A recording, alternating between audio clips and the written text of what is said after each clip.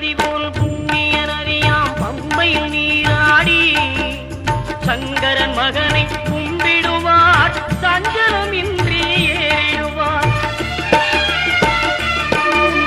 நீலிமலை ஏற்றம் சிவபாலனும் ஏற்றிடுவார். காலமெல்லாம் நமக்கே அருள்காவலராயிருப்பார். தேகபலம் தா பாதபலம் தா தேகபலம் தா பாதபலம் தா தேகபலம் தா